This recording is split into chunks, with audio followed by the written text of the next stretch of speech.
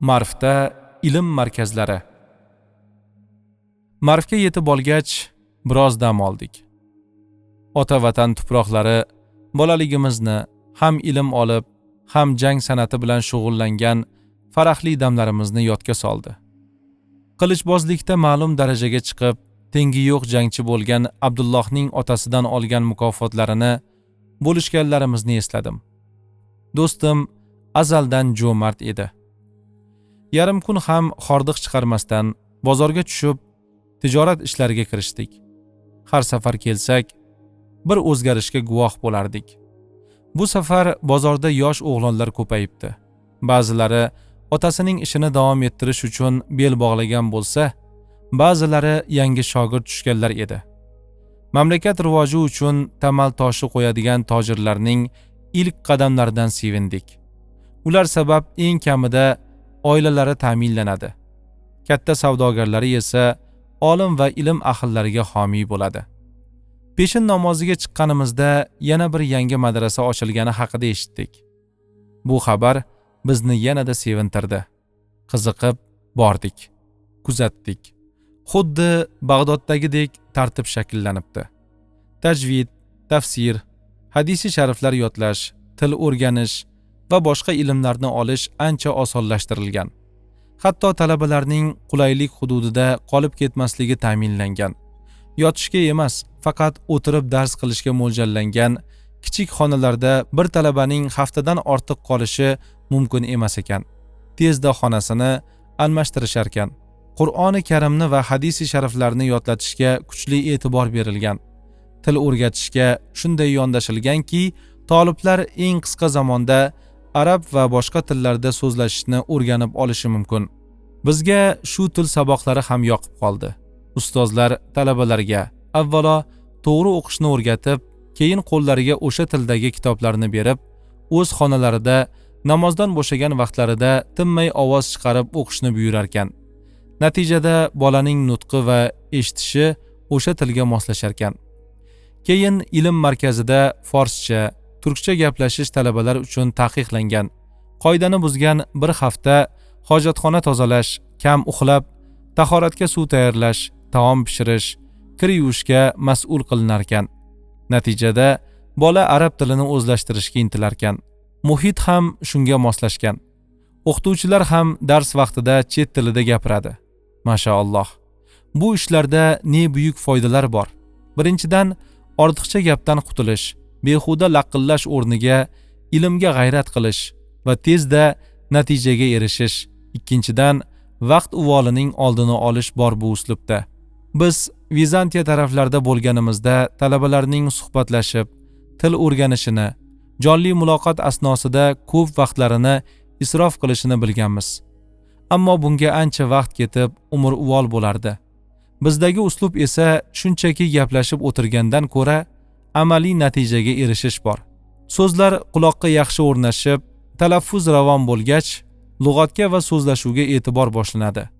Natijada arab tilidagi so'zlarni yaxshi tushunadi, ma'nosini anglaydi. Bilmasdan gapirib, dinda xatoga yo'l qo'ymaydi. Endi eng ko'p bo'sh vaqt talabada, o'quvchida bo'ladi o'zi. Faqat to'g'ri vaqtda, to'g'ri uslubda dars o'tilsa, qisqa vaqt ichida ilmni puxta egallash mumkin. 1-2 oyda biror chet tilida bemalol so'zlashish, 6 oyda o'sha tilda fikrlab yozish mumkin.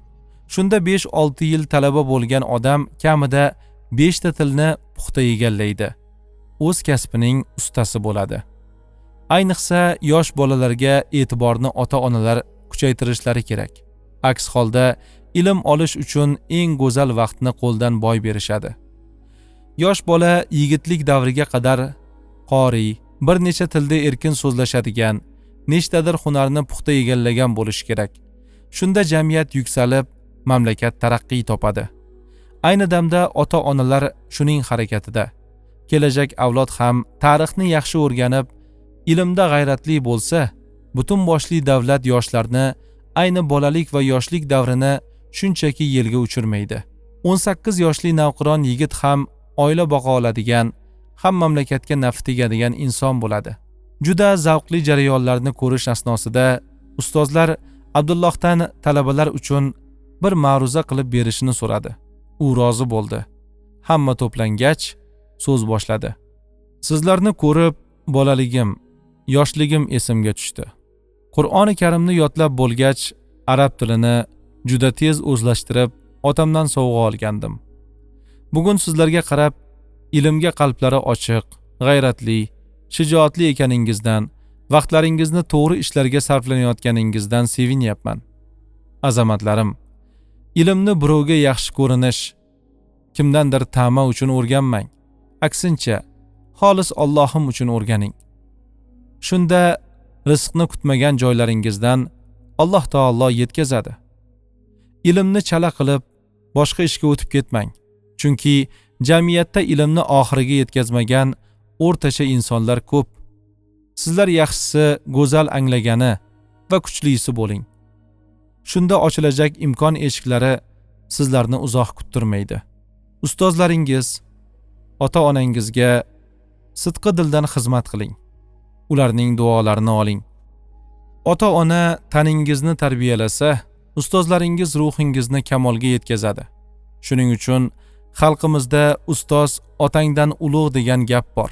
Tana ruhning oti, ruh esa chavandozdir.